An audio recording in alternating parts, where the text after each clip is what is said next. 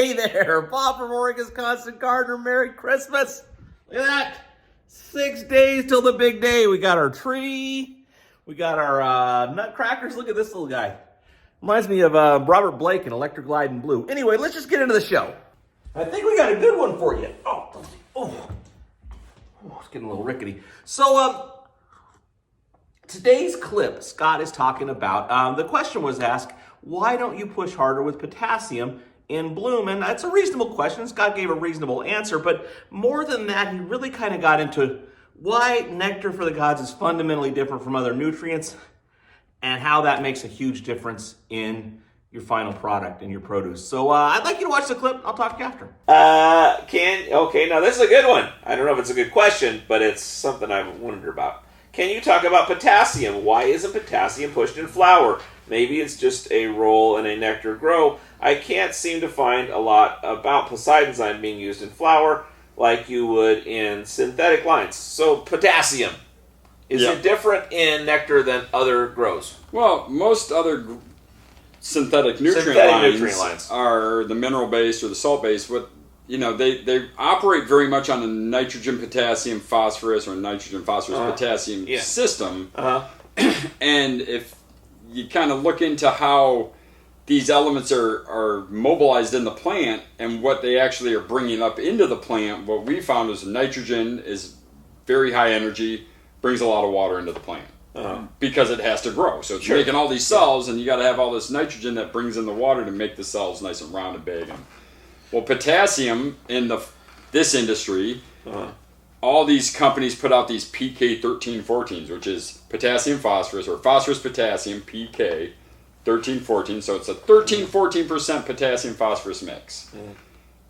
Potassium very much allows a lot of water to go into the system, into the plant system. So a lot of guys like that high potassium because it makes the flowers swell up in the flowering cycle. So a visible room looks phenomenal. Because you walk in, you're like, man, I just hit them hard with this potassium. And it just sucks up a bunch of water and makes everything swell up. Well, we found out from a customer, this is one I was going to talk about, but he was having all these pH issues with his feeds, so he dropped off Olympus Up, because anytime he used Olympus Up, it'd just make it too high, and then the soil started climbing, and he was battling high pH in the soil. So we took the Olympus Up out, and we used a competitor chemical brand's pH up, which is potassium hydroxide and potassium carbonate. And then he got away from that company's and just went with the potassium carbonate pH up. Well, all of a sudden, all his fruit was huge. Everything looked great until he harvested, and it all ended up looking like, and this is not normal nectar. This and this. This is, I don't know what movie it was, but you see there's this giant fruit, and then it goes, it's hollow inside? Yeah, it's hollow inside. Smell it, though? No. I mean, it's amazing, everything else, but...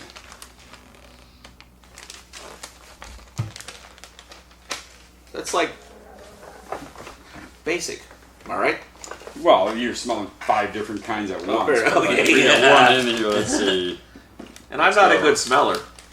Me neither. That's what's funny. I have a freaking face or head injury, so I never smell anything, but... I mean, to me, they smell very nice. Oh, okay, yeah. It's got that... But embarrassing. Yeah. And, I would drive across the country and put a pistol in my mouth and be like, what the hell's wrong? What have I done? So we started playing with a couple things yesterday on phone call, and I'm like, hey, just do me a favor.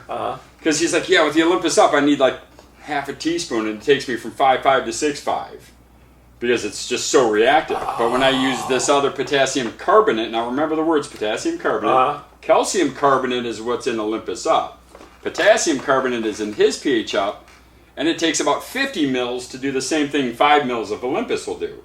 So if I'm at 50 mils of potassium carbonate reacting to the acids in this food, converting all that potassium from a carbonate into a bicarbonate, we're adding 2,000 parts per million of potassium. Everything swells up, everything looks great on the vine, you cut it down and it turns into dust. Because it's just water. all water. Oh, so wow. it's been a very frustrating. So he's like, I'm going to make a video that says, you know, the importance of calcium carbonate in Olympus Up. People don't realize that Olympus Up is our driving force for weight, for alkalinity, for calcium uptake. It is the driver, but the pH is so high it can't be a food. So we made everything else to react with the carbonates in calcium carbonate to make that into an available bicarbonate driving force. We think of Herc as being the calcium, and it is to some extent, but the Olympus Up, is so. The Olympus Up is literally. Here's the calcium and your phosphorus and calcium out of your bone meal, and Olympus Up is literally the rocket that takes it there.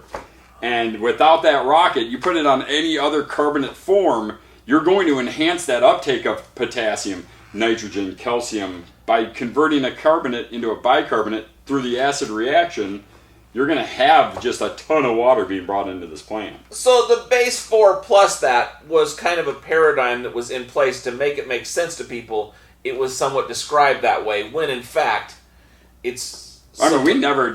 until Pig had his issues with alkalinity and low pH soils, did we start describing it this way. Before, it was just the only natural non-potassium hydroxide or potassium carbonate pH up adjuster.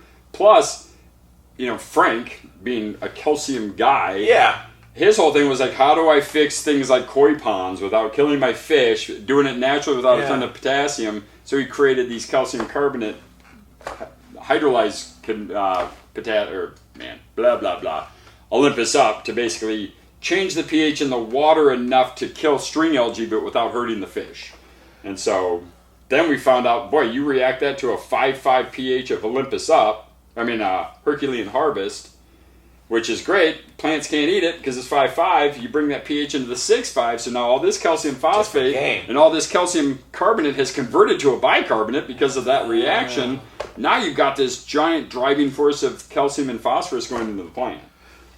And we don't want that with potassium on that level because we are focused on calcium, amino acid cell building. We're building everything on protein nitrogens. And if you have healthy microbial field and you've got healthy uptake in the plant, they're accessing all the potassium we feel they need from the root zone, from cocoa fiber, from a good compost, or if you really need it, then kelp will be our answer to a potassium because it's given us not only the kelp, is not only giving us the potassium, but it's given us the, you know, some growth regulators naturally occurring in seaweeds. It's given us the trace minerals that those things absorb and create, but it's given us a much more calmer, natural booster of bloom than a PK booster will do in our line. PK booster in our line is just pure salts, potassium phosphate. I mean, it's phosphorus, it's monopotassium phosphate and monopotassium phosphorus and monopotassium and potassium carbonate probably. Anyway. So, a couple of things. One, this is like when you're doing chemistry with 3 elements. It's a much different thing than when you're doing chemistry with 70 different things. Well, and so every bit of it's chemistry. But I guess what I'm saying is that when you've got some very concentrated chemicals in a synthetic thing, the changes you make to that are very obvious of add some magnesium or add some potassium. But when you've got this on a much more natural, for lack of a better word, level, it's a much more subtle thing. And no, very much so. And at the process that we make them into liquids, you know, we're not dumbing them down, but we're taking the edges off of their intensity by blending them into these different blends of elements that we've mixed together. And we're very conscious that when we're mixing all these ingredients, that we're not putting in, you know, contradictive elements that are literally like, hey, we're going to add a little of this and a little of this, and then create rocks. Because when you create all these different foods and you add all these different elements into these liquids, the chemistry will just lock them up just by scientific chemistry. It will say, well, when you take calcium and you add it to this sodium, it's now nothing. So if you were cooking your steak with salt and pepper, you'd use quite a bit. But if you're adding some onion powder, some garlic powder, some oregano, and all these different things, or you're taking the going to Montreal cut back seasoning, on. you leave off these two. But if you're not using that, you add more of these two. So you'll cut the base things that you do. You will use less of them because you're using more of these other things to some extent. And the guys that go off schedule, off recipe, and they pump in a PK booster at the very end. The most we hear back, or the biggest report is, man, I took what was smelling sweet, tasting sweet, and looking sweet, and I put a bitter taste to it. And it's because you literally just promoted more uptake of water into this flower that then has to swell, and in doing so, they have to develop the swell, which will be nitrogen, which is going to create more vegetative growth. So we just have never been, everybody wants us to make a PK booster, but it's not a natural thing in the sense of, it's a great way to make your stuff look great. I mean, if all you're doing is taking photographs for high times, PK booster the crap out of stuff, but when you're yielding and you're done, I know, buddy, you're all love. There's just not as much of a benefit for us at the harvest time because all that water evaporates off and you end up with what this guy's dealing with. So you don't just go back to what it actually was. You go below what it actually was. We try. Well, it takes all this water. That's detrimental to it, not just a fake. It's not just pumped up. And if you have bad environmental issues in your room or outdoors, or in Oregon where we're not done yet, but it's freaking gonna be misting and cold for the next 10 days.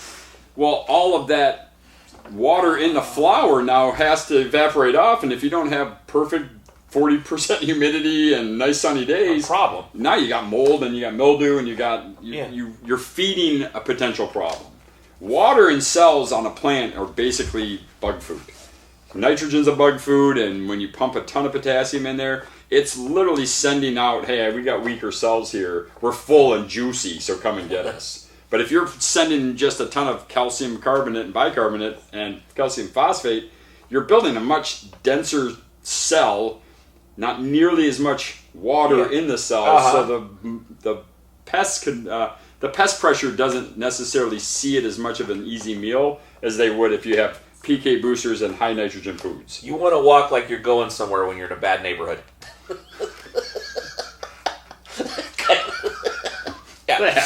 That.